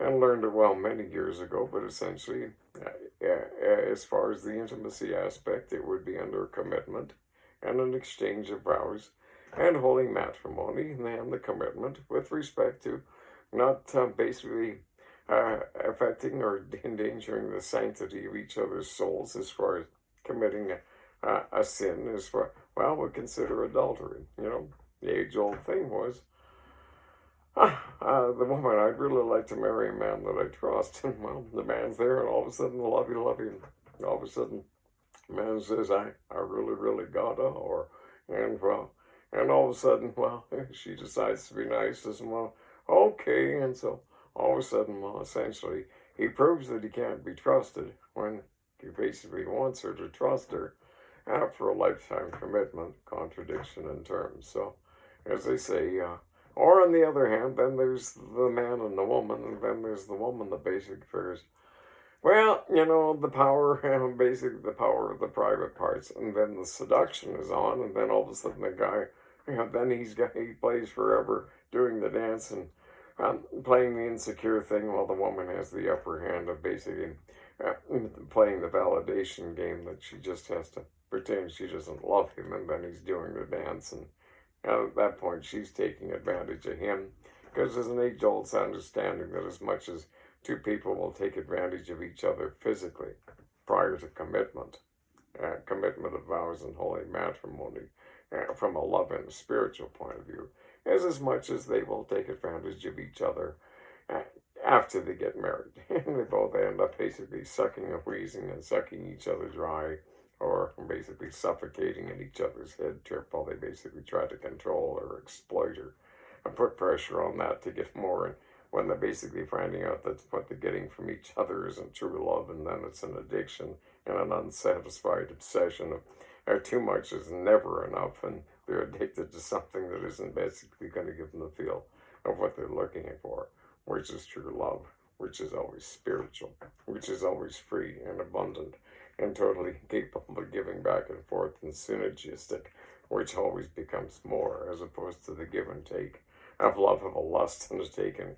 At some point, one side becomes empty or unfair. So, as I say, the idea that as much as a man or woman will take advantage of each other beyond holding hands before commitment, is as much as they will take advantage of each other after marriage. So, as I say, before, the touch or something, well, so, life is a dance, and as far as the song and dance, and we are all actors on the stage and things like that, well, as far as the song and dance and things and the long, slow, stately, and eternal and graceful eternal waltz and that, because they say it can take two to tango or whatever, but at the same time, as far as the commitment of true love and that, essentially, the long, slow, stately, and eternal, and the graceful waltz, and well, at that point,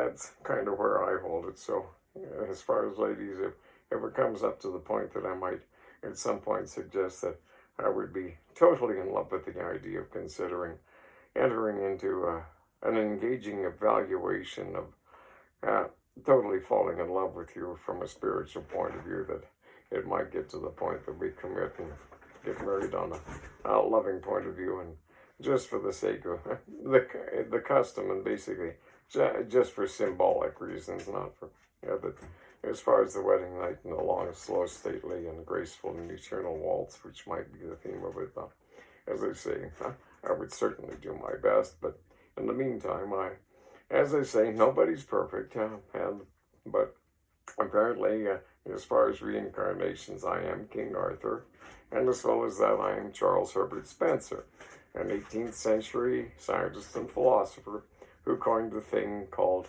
survival of the fittest, and as well as that, evolutionary Darwinism. And he has a well-known quote that goes like this: There is a principle in life which is a bar against all information, and which can be used as proof against all arguments, and cannot fail to lead to a life of everlasting ignorance. And that principle is contempt prior to investigation. And that twigged on me. And as I say, as far as reality and this, that, and my base 2 systems and all that, all it came down to when that dark energy pyramid thing, well, I kind of had already figured out some of the basics of it. And as well as that, some disclosures that I had made to Her Majesty's Secret Service many years prior, as far as base 2 referentialities and that, and the fact that the Crown and somewhat knowing of me over the years and that, well, everything's cool. And as I say, King Charles and Queen Camilla, good couple. I mean, let's face it, he did his best, and what happened between him and Di, well, wasn't all their fault. It was, the media would never let it alone. It was such a headache. Everybody did their best, but in the end, well, as I say,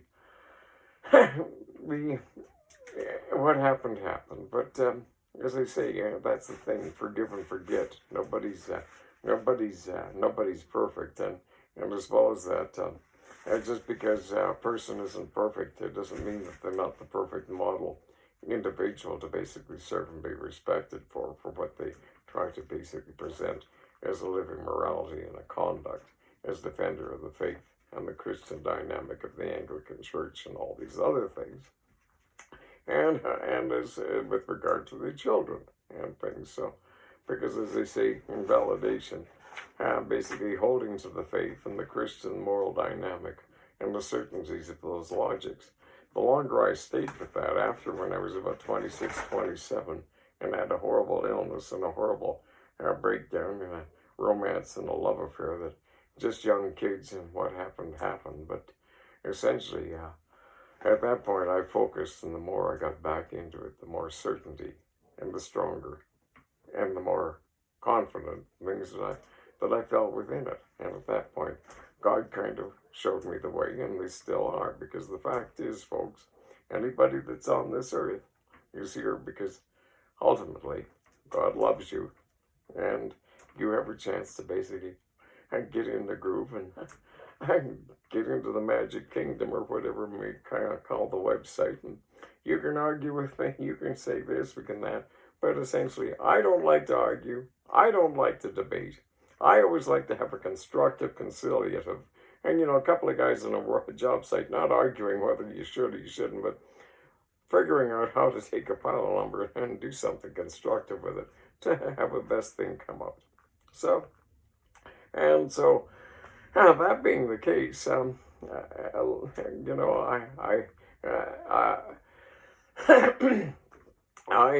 I say, I like to discuss and just, I've been a student of the world for many, many years, because the truth of the matter is, I'm doing all the talking right now, but that's the obvious. But truth be known, in a conversation where somebody's having all the say-so and being the know-it-all and making somebody else listen, at the end of it, the person that was listening is the one that was the smarter and showed that they knew the most, and they came up the smarter and proved that, because they're the ones that actually learned something. And they learned whether the guy made sense or not. And if he did, well, take it to benefit. Or if he didn't, you knew that. Or if you weren't certain at that point, if you listened to me as far as base 2 referentials and evaluations, you can maybe figure out whether he does or he doesn't. Or if you've got a couple of opposing or different points of view and some simple logics, you can figure out from a mathematical point of view if they actually tie together and actually do or don't. And just like I've done as far as, warp drive and scalar references, and you can see a simple way to basically fly on the flux and align and take a football-sized stadium spaceship and simply float it up and get it out of Earth's atmosphere, and away you go. Not difficult, simple math, or basically moving many times to the speed of light again. Well, again, it doesn't defy E is equal to mc squared or anything. It's within the physics of quantum physics. And then there's planar theory against string theory against E is equal to mc squared. And the real truth of the matter is about flux dynamics and the real apparent operation that it's all a state of flux off of vectors and the round and hydraulics and a bit of electricities and pressure dynamics. And as I say, you have the basic understanding of the ion, which I have a certification of academic and engineering proficiency in ionization, basic building block of the universe, from Dr. Charles Wallach, former head of the United Nations Environmental Council back in the early 80s, and things, and the top expert at the hand degree in physics, biophysics, and education, built a couple of universities over in the Middle East in his years, and essentially knew him, and essentially as far as radio wave ionization and optimizations and stuff, certifications, all these other weird things that I've done in my life that are known. Out in academic land, some people might be listening to me and understand that, yes, it's absolutely right. They did steal that stuff from him, but it might be worthwhile. And anybody asks, go ahead, talk to him. Let's see what he's got to offer. Because, however, but as I say, atmospherics and air quality, air treatments, and ozone, as I say, he gave me a certificate of proficiencies as far as ionization and meteorologicals and environment, and basically optimizing for human and animal health indoors, outdoors, and a whole bunch of other things.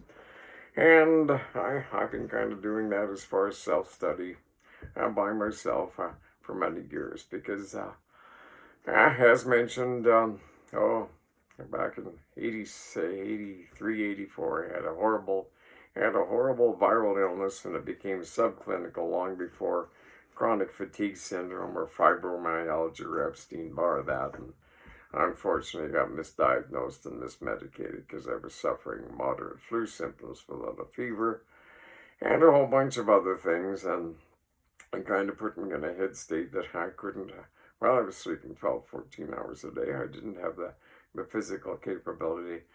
I had to be able to go back and carry a full class load at university, so I just primarily, as I have when I was growing up and going to school, and that primarily the academic and the bookworm and the readaholic and into general knowledge and that. So I did sales and that, and I studied I had cue dependent and act and cause and effect, and truthfully, as far as meeting with a person or developing rapport or a sale or a marketing of that, it's an exact science. And as far as that is why over the years, whether it's in an approach as far as phone calls or cold calls or sales or marketing or whatever, with my base 2 referentials and logistics, I have often put together numbers and performances and things that basically excel well beyond the norm. And it's not because I'm using tricks or cheating or anything. I just look at the logics and work effectively and optimize the system and pull together different examples of models over time and century that are proven on human dynamics and ethics and fair conciliatory. So you're not looking, so it's a fair thing for both as far as the buy and sell or the give and give or the give and take or the share. But everything works out. But as I say, for the last 3 or 4 years, I've been responsibly disclosing to some people about, oh, shame on this, and this doesn't add up. And all of a sudden I had people from, politicians and oligarchs and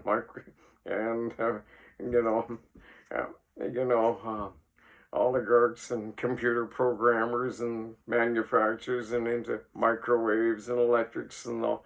And at any rate, they don't love me much because I was doing scientific evaluations against the real crunch of the numbers and saying it doesn't add up. And at the same time, realistically, I and some other equivalents and some top big bankers and bank vaults and environmentalists and known academics in the world, we've got a model of simple things as transitions that essentially could put thousands of people back to work and in very short order in profit bearing, no stay off, no debts, basically to correct economic dysfunctions, environmental dysfunctions, and a whole bunch of other things. And as I say, get rid of garbage and toxic waste and pollution and all these things and cause global cooling and rectify and possibly allow some other existing technologies to stay that are actually damaging and causing global warming that they're saying are trying to save. As I say, there's a whole bunch of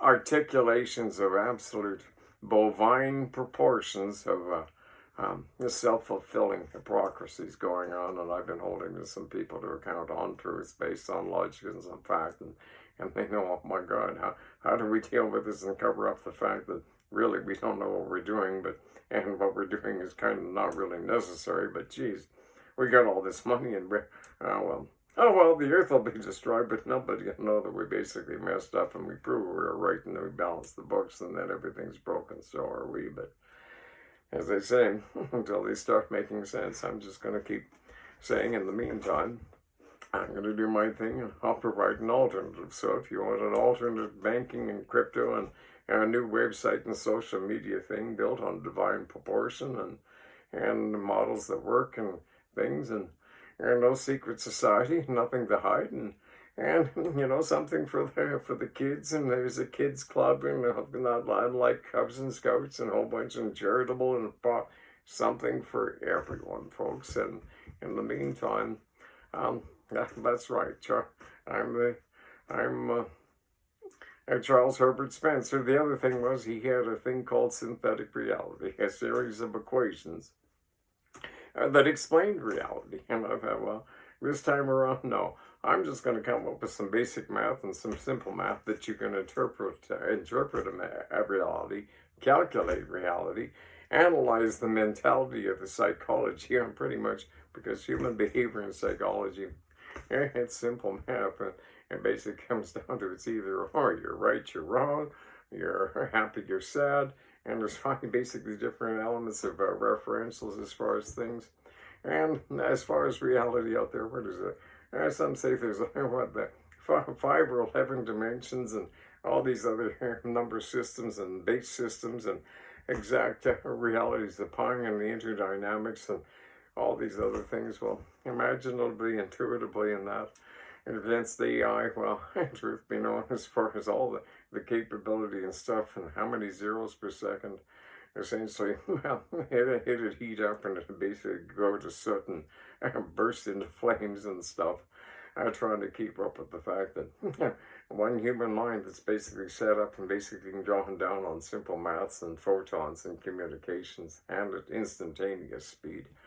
And mathematics, well, essentially, they could basically have a planet. They could have a quantum organic computer the size of this planet, and it still couldn't keep up with basically, essentially, all the cells that are got and all the photons that are running in the tip of this little finger, scientifically proven. So, and it basically comes down to thinking and referencing like a computer.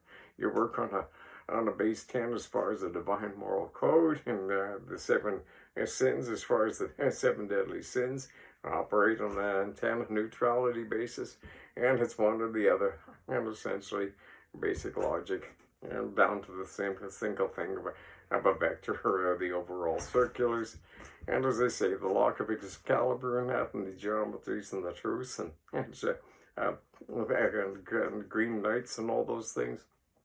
Well, curiously enough, the lock of Excalibur geometrically is very much identical in some regards to the insignia of the Mercedes car, but essentially, but with one little different thing. When it's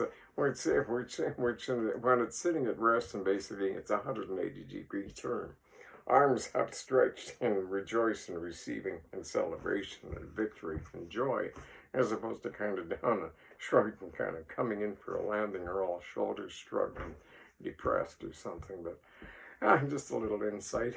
And other things, well, I just like, as I say, just for fun and humor and things as contradictions in terms and things, well, I make observations, but not in a critical. No one ever raised a statue to a critic. I don't criticize. I only make observations. I try not to argue because I just like to have discussions and interchanges. But as I say, a lot of people like to argue and have conflict these days. But in the meantime, I just thought, well, for something else to put your attention on and argue or conflict or converse or discuss. Hi, here I am. I'm back, or I've always been here, or something. But this is the head chief custodian, a big cheese archangel, green wizard, white status, green knight of the green temple of the lords of the ancients and of the universe and the kingdom of heaven, and all those things have been going on ever since time began, and I can prove it on paper. But in the meantime, that's about it. And with that, I have my faults, but I do have exceptional taste and things in good taste in that, and of course, I do have exceptional taste in women and oatmeal cookies and good respectable conduct and things, and lead us not into temptation and stuff. But I dare slowly we plod along. We all do our best. Nobody's perfect. And with that, Agent 9.9 of His Majesty in Heaven's secretly nervous surfaces. Stay blessed. Best regards.